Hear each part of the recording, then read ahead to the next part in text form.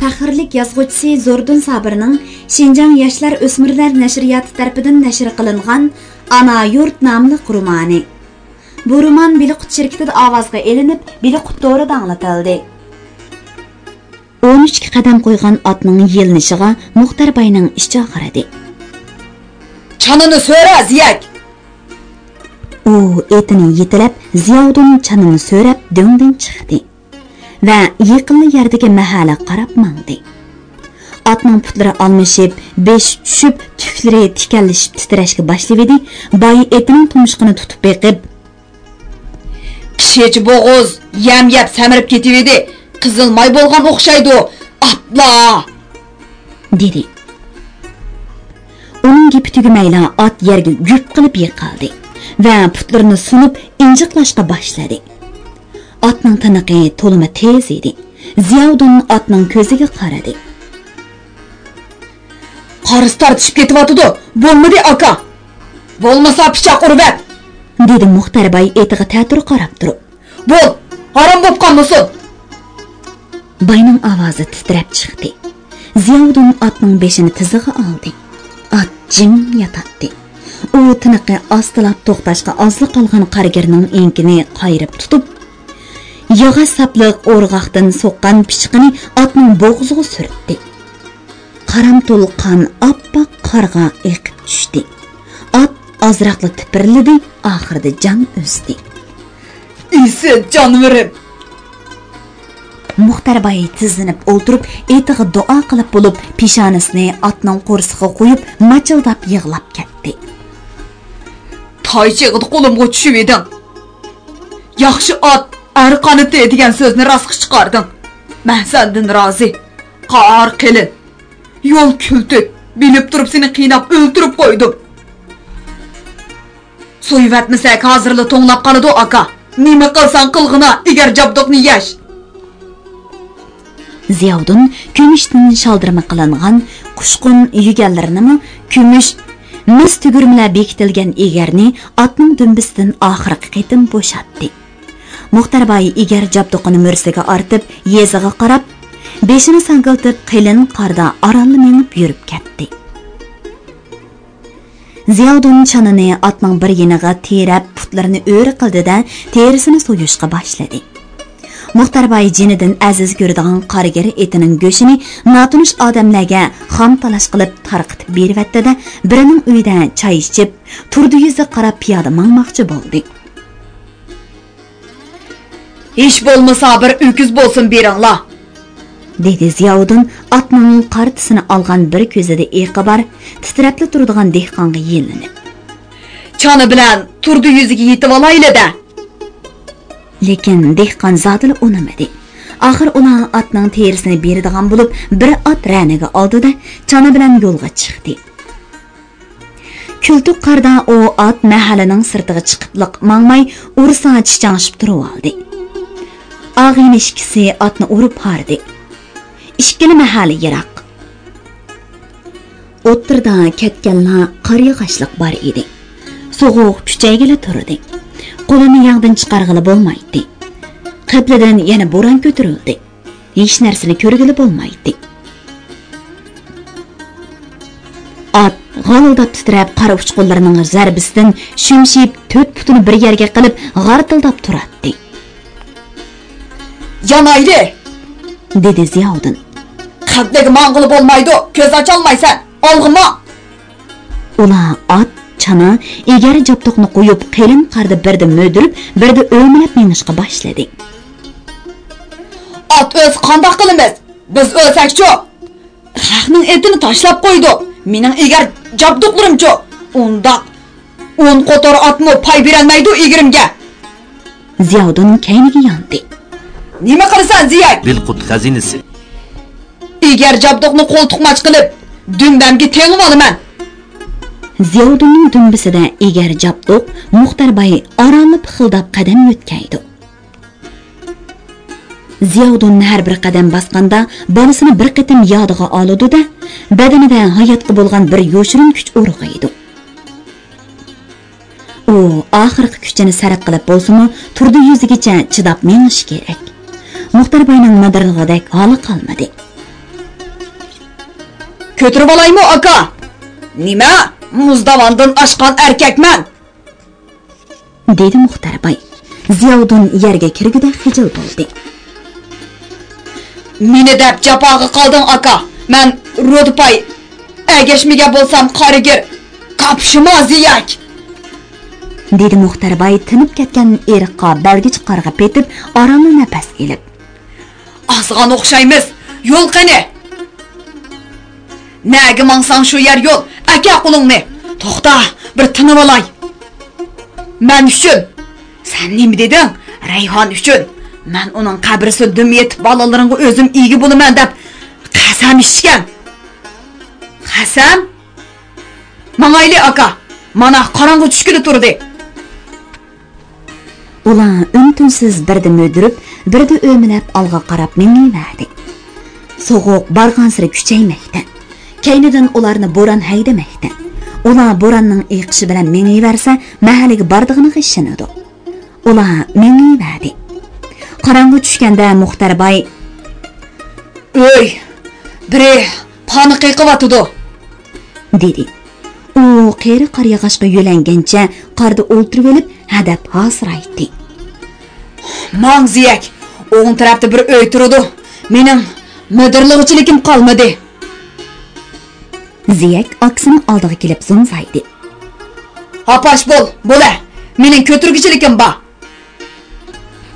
Ziyoddin aksi egari jabdoqni hapash qilib, birinchi uyning ho'ylisi oldiga keldi.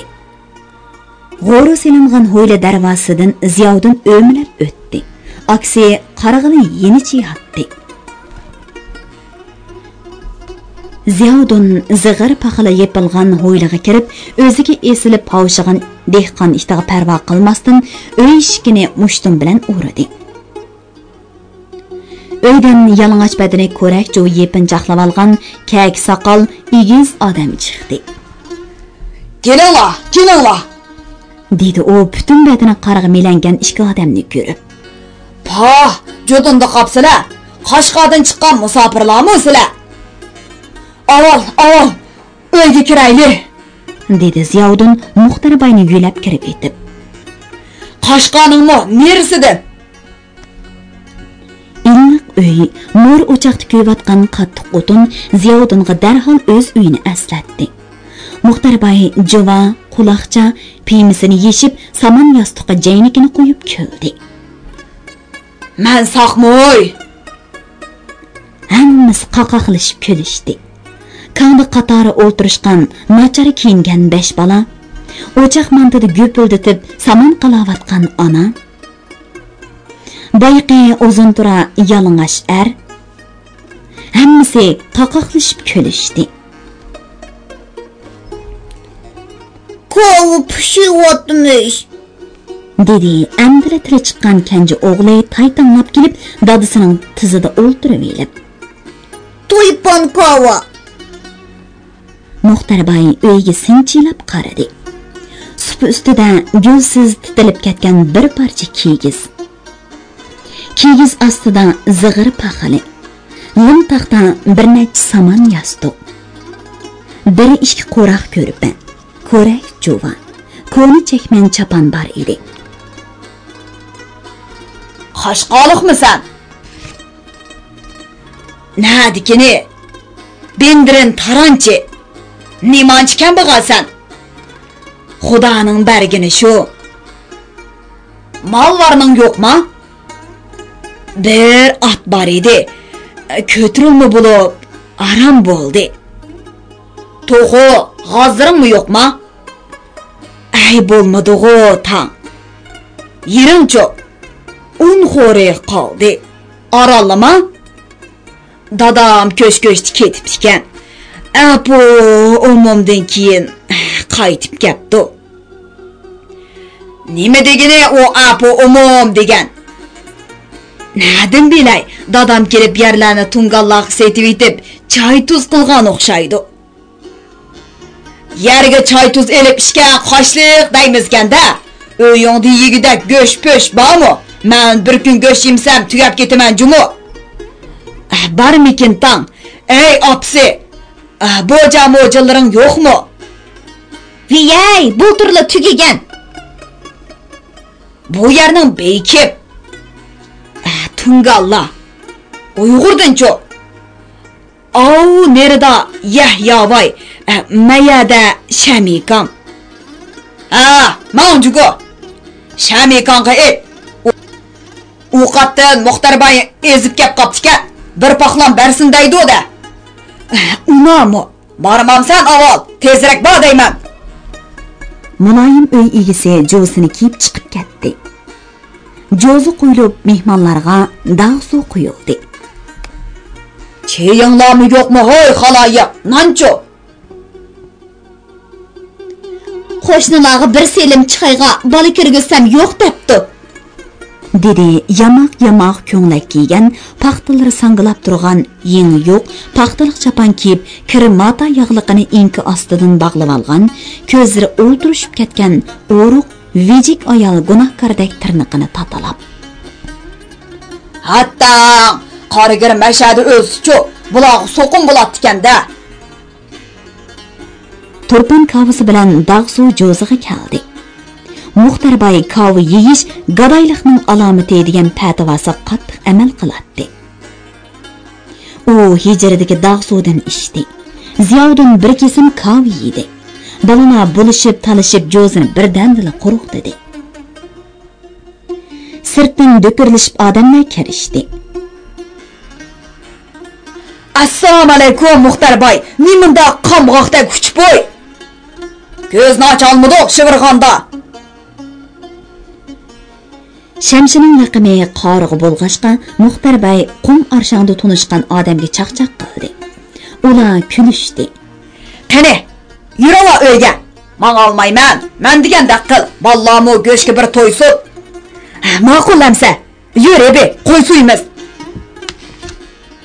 Muxtarbay uxlab qoldi. Uning xo'rikiga balalar hayron qolishdi. Birdamdan keyin Namrat dehqon Hebining uyidan qo'y go'shining sho'rib-purqi tarqaldi. U shu oqshimi bir qo'yning go'shini qozonga salg'uzib, bir necha yildan beri go'shga to'yilmagan Namratning balalarini go'shga to'yg'izdi. Baylar uyga ching tutib taklif qilsin barmasdan osh supida qo'roq ko'rib ustida Jo'sini yepinib, saman yostiqi beshini qo'yib ballarning orasida qo'rinmay yotdi. Maxosanning askarlariga ot boqar bo'lib aylab dog' yerda yotadi, dedi u uy egasining hijil bo'lganini bilib. Seni uying jannat, pah, nima degan rohat. Nurg'un sehiylik qilding aka. Bir ot, bir qo'yni yegizib atding-da.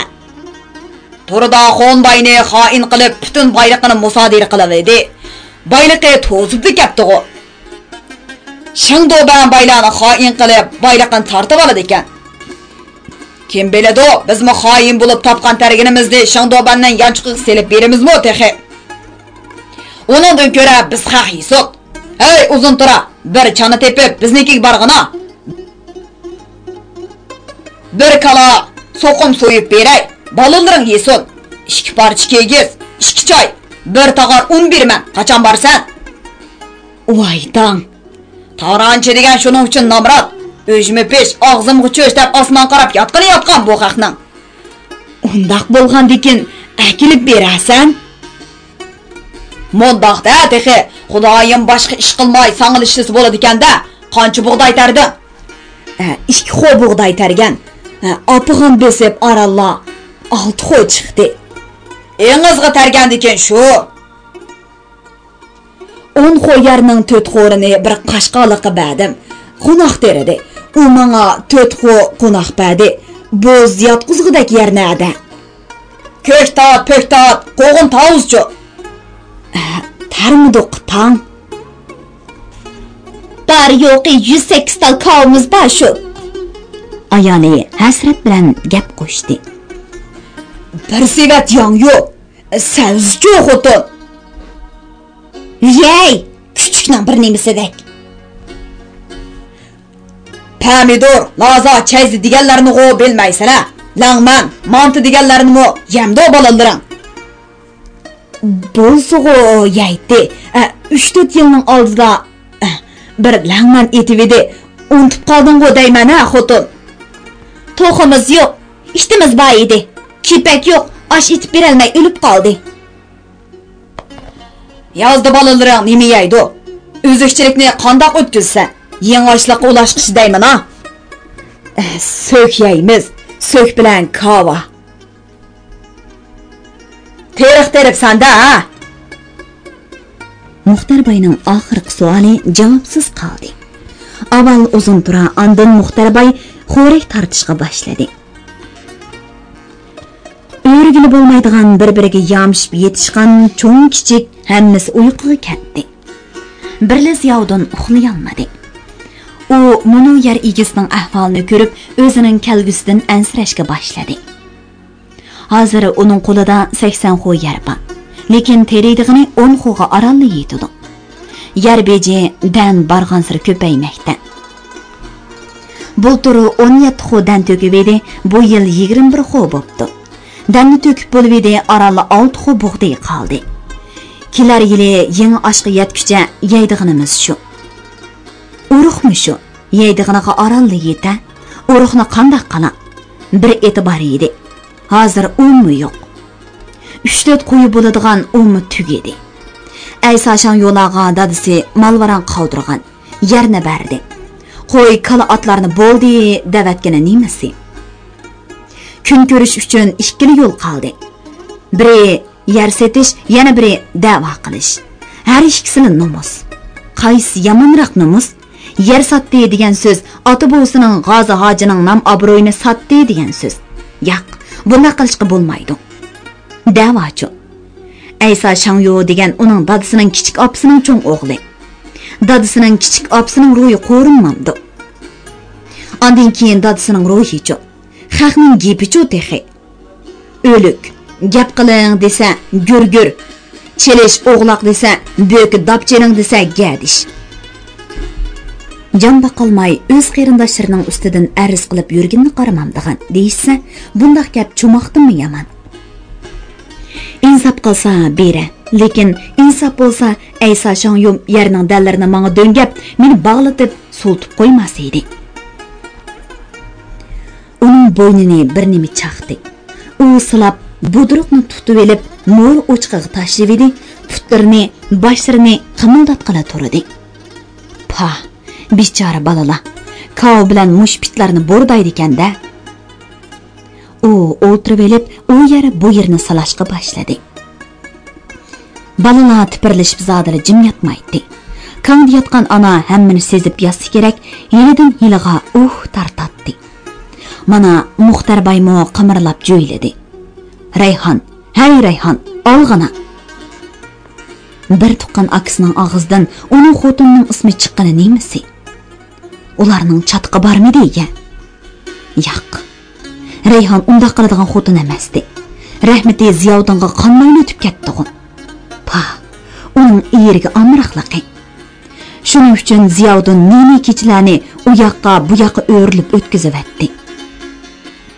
4 yildan beri uning necha qitim tushi buzildi. Hamma qitim Rayhon bilan. Uning xiyoli yana tunji to'y oqshimiga qaytdi. To'p panjarada qog'idek to'p odam. Uning yanida 15 yoshlik yurt go'zali. Andishida eg'ir tinib yotmoqda. U qizning beshini siladi. Qiz uning kang ko'krigiga yuzini yoqdi. U qizni asta o'ngda qildi. Qiz atsi tamdek tatirib midir-sidir qilmay yotdi. Ziyovdon jo'sini yerdan jaqlab qalog'i chiqib, ho'yladi birdan mangdi. Bo'ron ho'laydi, qarlar uchatdi, daraxtlar ushqirtib g'araslaydi. Balam shu turqida nadikin? U balasini o'ylab edi, yana heliqi bechara dada aniq qaytdi. Uning badanida rohatga intilish his qolmadi. Qalbida bir xil seg'inish, judolik, otiliq burch hissi yolqin bo'lib yenishqa, bo'ron bo'lib gurkirashga boshladi. Anglayotganinglar beli qutoridan anglatilayotgan ovozliq asarlar sahifasi. Hey inson, hayotga samimiy muomala qilsanglar, hamma yerda xushallik topa olaysan. g'am g'ussa yalqinlari ichidami kula olaysan. Yana shundaqla tog'dek lazzatni o'z zimmang ado qiladigan ish uchun cho'rib tashlab g'am qayg'u ichiga sho'ng'iy olaysan. Samimiy odamlar hech nima izlamaydi. Baxtmi, baloyi ofatmi uni agishib yuradi. Qaysi chaqqan bo'lsa, inson shuning asiri. Ziyoddin bu kechini uyqusiz o'tkazdi. Atsi Shamibay ularni Yahya Mingbegining uyiga boshlab bordi. Mingbegi egiz, tarmush, qara soqol, do'ppisini ko'ziga kiyib oladigan mag'rur odam edi. U mushu 500 ni so'raydigan Mingbegi, yerlik hukmron edi. Uning uyimi ko'nicha, eg'il, ambar, uy eshiklari, quchoq yetmaydigan to'riklari bor uy edi. Mehmonlarni mehmonxonaning to'riga, kiyik terilaridan qilingan ko'rpalarga o'ltirg'izib bo'lib, Mingbegan duodan keyin tarancha odati bo'yicha gapni chaqchaqdan boshladi. Muxtarboy, qorgir muzdavondan o'taligan bilan tuzdavondan o'talmabdi-da. O'tishni o'tdi. Qoshliqlar to'shqan qo'g'lab avar bo'lmasin deb tayyor go'sht bo'lib berdi-danga. Yeliq Qashqarliq Mingbegi ilham do'tay bo'laman deb chepib yuramdi. Tinmaydi-da, uning kirmaydigan to'shki yo'q. Anglasak Zakirxon xo'jamni qo'lga kirgizib bo'pti. Hokim bo'lg'udak deyshidi. G'ini bilan bizning nuriylarni tutib bersalar, u hokim bo'la oladi-jimi? Oy, Nuri degan bola sizning bolangizmi? Men yaqinda 9 tarog'i borgan edim. Hokimning uyida G'ini bilan ikkisini ko'rib qoldim. Yangi hokimga Nizarxon xo'jamning heliqi Apriz Bonum degan xotini tegib oldi danga. Yomon xotinkan, hokimning mol dunyosiga ko'zi tushib, 70 dan eshib, 2 puti go'riga sangilgan odamga yotliq bo'lib oldi. Bu voy o'lsa, hamma boyliqi uning bo'ladi-da. Nuri shu yerga kelibdimi?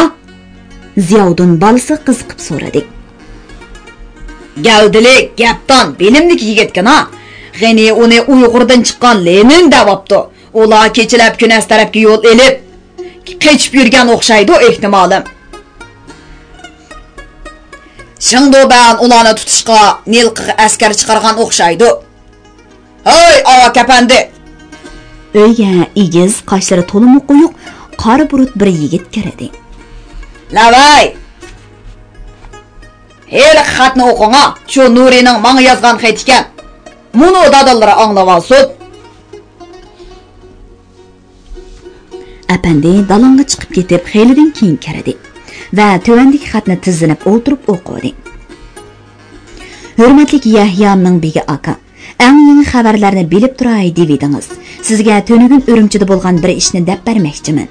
Shingdoban Amonlik saqlash idorasining boshlig'i Li Yingchini 300 dak askar bilan Shimoliy Shinjongda tozalash elib berish uchun G'o'ljiga yo'lga salgan. Nishon G'o'lji nahiyasi bilan Nilqi nahiyasi ekan. Bu qatam asosan bandit tozalashni maqsad qiladi ekan. G'inining og'inisi albatta hushyor bo'lish kerak. Nilqiga kelsangiz Fatih Muslimovga yo'liqing. Sizni bexatar yerga opirib qo'ydi. Bizni Xudoyim xalq qorbo'ron birlashib qo'g'daydi. Xotirjam bo'ling. Muxtarboy qaqoqlab kuldi. O'g'il, yasha! Xo'janiyoz, Mahmud Sijong, Temir Sijonglardan o'tib ket Nuri. G'ini, Fatih, Akbar deganlar shunqorda. Heliqo 300 kat, 3000 askar kelsimi, burt tavrab qo'ymaydi ularni. Taladan qiyiqas ko'tarildi. Keldimi nima Shingdobanning askarlari? Havo ichildi. Butun qoshliq o'q otlandi. Oldimiz jangal, kaynimiz tog' tuzdan. To'shqan tulki degan qimqib, ingiz sangla qo'lingga chiqadi. Qoshliqning so'qimi to'shqan chiqib o'g'laymizmi ya? Chiqsaq chiqdi, dedi Muxtarboy. Mingbek adosh, qezongni akalmabsan, o deganga kuch kerak. Ziyoddin bunchichiq odamning o'g'i chiqqanini ko'rmagan. Yor beshidan tuvanga qarasang, toki Kunas daryosi bo'yidagi o'rmonliq, shimol tarafga Avral teg'i yo'tallargacha cho'moq o'ynatgan odamlar tinimsiz havshiyotgan itlar. To'shqan deganning tuxumini quritadigan bo'ldi-da bu qoshliqlar. Ya Allah, Shingdoban mo'shundoq tutib qolsa, bizmi To'shqanda qurib tugarimizmi? Anladın-gı? Balang bizni Xudoyim, xalq, qora buran qo'g'daydi deb yezibdi. Qo'rqmaz yek. Balang 100 itni teni tanaydigan tulki bo'lib olgan o'xshaydi. Hamma odam to'shqon tutishning ko'yida. Birla Ziyovdin bola xiyimida. Uning xiyoli balasidan qolgan. Yilqi Liyangchi degani 300 saqchi bilan G'o'ljiga kelsa, G'o'lji nahiyasi bilan Nilq nahiyasi muhim nuqta bo'lsa, u qanday qilar edi? Bichora balasini tutib olsa yoki etivasa, Ziyovdin azobga chidiy olarmi? So'qish bo'lsa edi, bundoq ansizchilikda yashag'ucha jangga kirib ketsa, yoki o'qdi o'lsa, yoki o'chin olsa. Aksi Mangbegining bir etini minib, daryo bo'yiga qor to'zitib yurib ketdi. Uning mang'osi yo'q. U shimolda ko'rinib turgan Avral teg'iga qarab qaytibla qoldi. U tog'ning nerisida uning suyimlik o'g'li bor emasmi? Liyingchi rast degandeklar G'o'lji shahriga kelib 3 kun harbiy holat yurgizdi. Ikki zavod ansiz hurkiradi. Uyg'ur uyushmasi gimnaziya va Husayn baylar zavodidan 30 dak yoshni tutdi. Lekin nahiylarga chiqa olmadi. Tog'lar bo'lsa tamom etilgan edi. Qilin qor rastli mardlarni qo'qdimoqda edi. 1942-yil 3-oyning 19-kuni qorlar erib, ko'chalarda agiz yiqiyotgan bu kunda Shangdobanning 4-inisi Shinshichiga o'z uyidan tuyuqsizda o'q tegdi. U o'ldi. Shinsay darhol kechirib yig'mashdi. U hozir Sovet ittifoqi Bolsheviklar partiyasining a'zosi ekanligini unutib, ma'uzirini ustalga qo'yib, "Bu cho'qim o'rislarning ishi, yanon bilan tili bir" deb varqiradi. Uning qisqa buruti, qo'yuq qoshlari tik-tik bo'lib ketgan. U barliq gumonliq odamlarni tutishga buyruq berdi. Jungo Kommunistik partiyasining Shinjongda xizmat qilayotgan 120 necha a'zosini bir kechadan qo'lga oldi. Ondan keyin Sovet ittifoqida o'qib kelgan o'quvchilar, ofitserlar maktabidagi Sovet ittifoqi bilan munosabat quyuq bo'lgan o'quvchilar, Shinjong institutining o'quvchilari, Jahongirlik qarashtirish uyushmasi, har qaysi millatlarning madaniyat oqartish uyushmalarining bo'lim boshlig'idan yuqori kadrlari bo'lib, 600 necha odamni qo'lga oldi va Stalinga telegramma yo'llab, Sovet ittifoqining Shinjongda turishli xodimlarini qaytirib ketishni talab qildi. U bir kundan bo'ri jo'sini kiydi. 6 buyuk siyosat, marksizm, leninizm deganlarni eg'iz olmas bo'ldi. U hatto Sovet mashinasida o'ltirmasdan Germaniya mashinasida o'tiradigan bo'lib oldi. U bundan keyingi dunyoning taqdiri Germaniya bilan Yaponiyaning qo'lida bo'ladi deb hukm chiqardi. U shuning bilan birga Jiang Jishini o'ziga orqa terak qilishni zarur hisobladi. Lekin u Jiang Jishini yomonlab Sovet ittifoqiga yaqinlashganlik uchun Sovet Qizil armiyasining 8-polki Jiang Jishining jazo yurishiga taqobil turish qo'ydi. Shinshinshiyada turgan Jiang Jishimi Sovet ittifoqining Jungo kompartiyasiga madad berish maqsadida Shinjongdan hujum qilib kirishiga taqobil turish uchun Gansu o'lkasining Jiuchuan viloyati atrofida xandak qo'llatib qattiq mudofaa tayyorlagan edi. Sovet Qizil armiyasining polkovniki Masniko har qachon hushyor bo'lish to'g'risida Moskvadan doim yo'l yo'riq elib turardi. Chunki Sovet ittifoqi bu chaqda qiyin kunlarni beshidan o'tkazib o'tadi. Germaniyadan havodan bombardimon qilish plani Oral tog'larigacha bo'lgan keng doirada bo'lg'ashqa, Stalin Sovet eg'ir sanoatini Oralga yo'tkigan bo'lsa-mu, bu rayon yana xatarli rayon edi. Shunga Sovet ittifoqi aeroplanlarining zapchaslarini akilib, Urumchi atrofidagi Tudun xabada qurashtirib, oldingi safga avatib atadi. Maytaq neftligidan urush uchun yaxshi foydalanadi.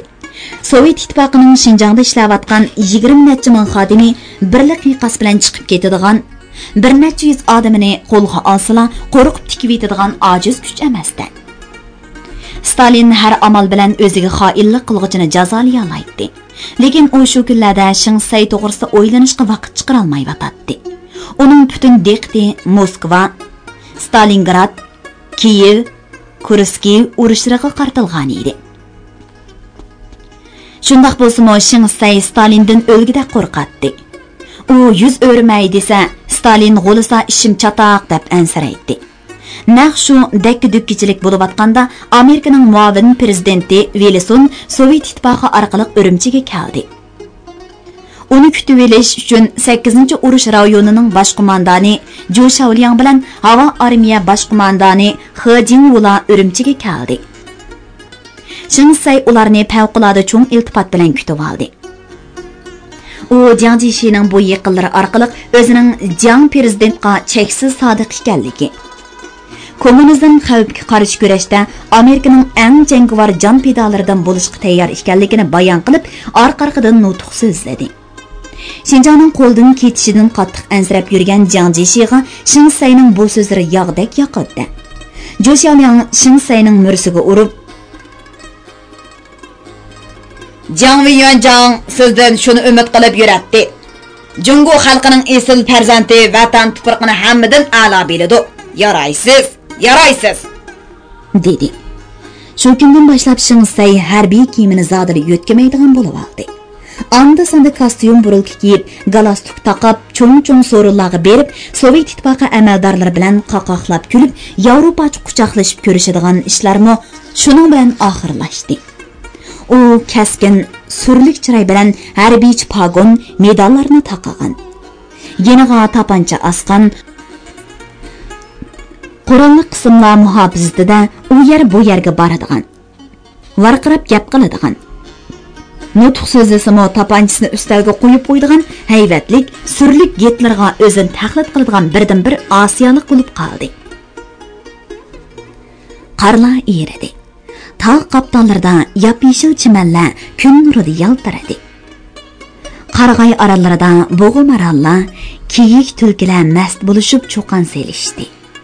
G'olji bog'larida bahor shodligida mast bo'lishgan qushlar bas-bas bilan sayrashdi. Lekin Xinjiang osmonini qora bulut qaplagan. Na havoda, na odamlarning chiroylarida shodlikdan asar yo'q edi. Anglayotganinglar Biliq to'ridan anglatilayotgan ovozli asarlar sahifasi. Amir Musabayov Dotay yamulidan parishon holda qaytib chiqdi. Altaydagi Oltunkan, Maytag'dagi neft, harbiy maktab, savdo shirkatlaridagi Sovet odamlarining davlatiga qaytishi Husayn baylarga munosibatsiz bo'lgani bilan Sovet ittifoqi bilan bo'lgan savdoni to'xtatsan desa, ularga keladigan ziyon to'limi cho'ng bo'ladi. Ularning Moskvadan tartib Olmutag'ichi bo'lgan barliq shirkat vakolatxonalari taqilarmish. Bunday bo'lganda ular teri zavodining mahsulotlarini shuncha qo'y, ot, yung, qimmatlik mingizlar va terilarni nega sotadi? Zavodlar savdo biraqli to'xtasa, bundan keladigan ziyonga chidag'ili bo'larmi? Bu ish tuyuqsiz osmondan tushgan bomba, to'pon suyi, yer tavrab boyliqni yer yutgandek bir ofat. Yangi kelgan Dotay Siling qopqi yomon, ovozi tom, gapga zodili quloq solmaydigan odam bo'lib chiqdi. Kim ijro qilmas etiladi, uning deydigan shuni gapi. Uningga pora tanglashmi o'ziga o'q otgandekli bir ish. Uning bilan yiqilishning yo'li bormikin? Zokirxon Dotaychi. Kishilar u odam Silingning elevatgan tirnaqi. Uning qaror qilish, buyruq qilish huquqi nima qilsin? Gap qilish huquqimi yo'q deyishadi. Ras, shundaq bo'lsa, eg'iz upurtishning nima hojati? U tashlabkedagi kontoriga kichik mashinasi bilan bordi. Bosh buxgalteri Tatar kishi beshini ustalga qo'yib xiyol surib Assalomu alaykum deb o'rindan chashrab turdi buxgalter. Amal bo'lmadi apandim. Hukumat 480 ming dollar seliq soldi. 3 kungacha topshirmasak turmaga tashlug'idak. Bankidan qarz oldik. Bizning CCCR'dagi pullarni bu yoqqa o'tkazmayotdi. Ishchilarning oyligi bir cho'ng ish, hamma pulga mal elib besib bo'ldik. 3 qatim obort bo'ldigan vaqt bo'ldi. Nima iloj? Necha million dollar iskelatda tup besib yotdi. Bo'ldi. Qo'ylar qancha? 360 ming tuyoq. Bozorga solsak, dirining nechilik tiriladi. Qo'y kasat apandim. Qo'lchi ko'chalarga qo'y sinib ketdi. Xaridor yo'q. Amsa, pul bo'ladigan nima bor? Yozliq oyoqlar to'xtamsudek eqiyotidi. Oltin kumushchu. Kasat, oyonkashlashing do'banning xotinning odamlari dirdan 3 barobar arziniga elib, Ko'liga, Shanxayga, Tianjinlarga opirib, uni silab foydasiga setyotidi. Undaq bo'lsa, biz shu yoqqa opirayli. Yo'l yomon. Bandit bulonchilar ko'p damsiz. Shunda do'banning odamlari qandoq opiryotidi? Biz shunda qilishning yo'lini topayli. Ham siyosatga, madaniyatga, ham savdo ishlariga qiziqadigan gapi yumshoq, pokiz yasanib yuradigan bu odamning chiroyida hech kim hech qachon bugünkidek parishonlik bayqamagan. U go'yo ko'zlaridan yosh agib, hozirli yig'lab yetadigandak o'msi edi.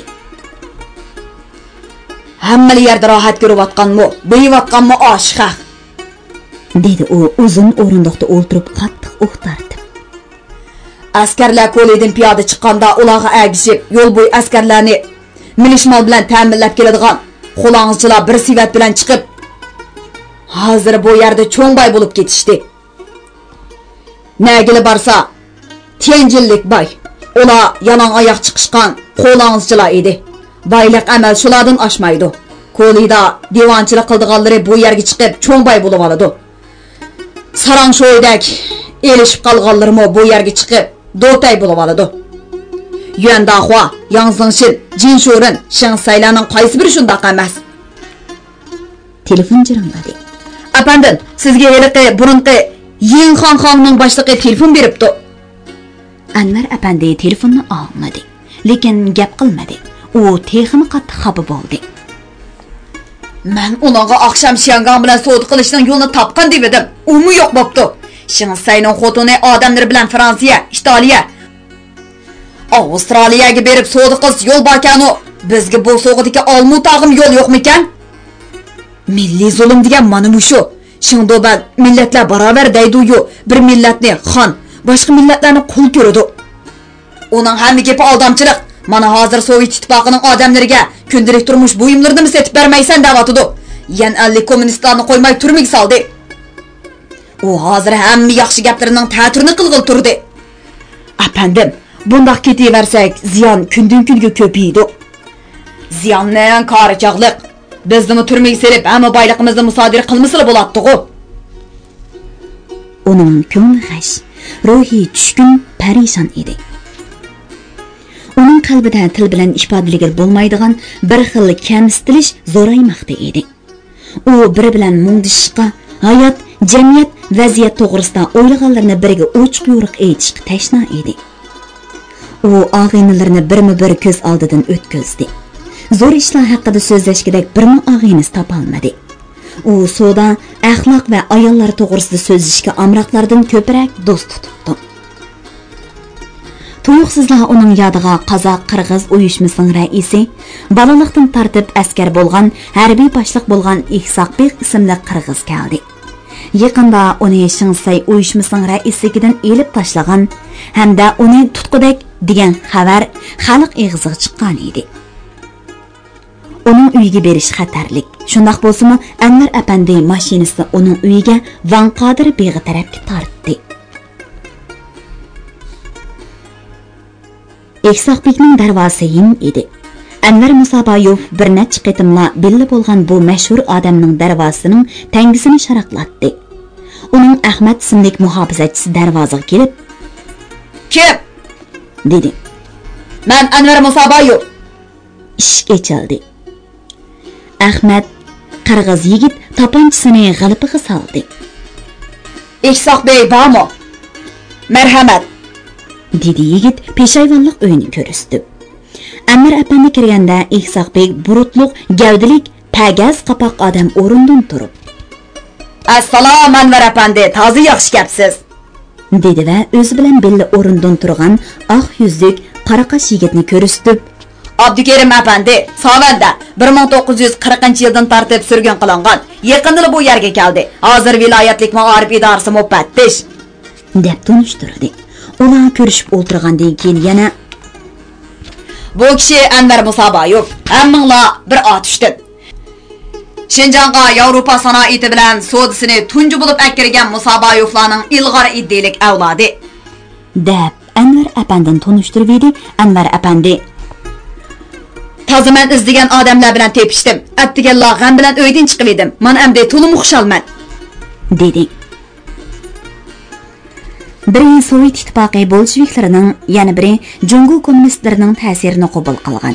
Har ikkisila Shinsayning ziyonkashligiga yo'liqqan, boshlaridan nurg'un issiq sovuq o'tgan odamlar Anvar Musaboyevning dardiga darmon bo'ladi albatta. Beliqut şirketida ovozga elinib, Beliqut to'rida anglatilayotgan Uyg'ur xalqining faxrlik yozuvchisi Zordun Sabirning Xinjiang yoshlar o'smirlar nashriyoti tarafidan nashr qilingan Ana yurt nomli romanini bugun mush yergacha anglatdik. Davomini atik anglitishimizda davomli anglatamiz. Bu roman Xinjiangning har qaysi joylaridagi Shenhua kitobxonalarida sotiladi. Do'stlarning bu romanni setib olib saqlab qo'yishini alohida tavsiya qilamiz.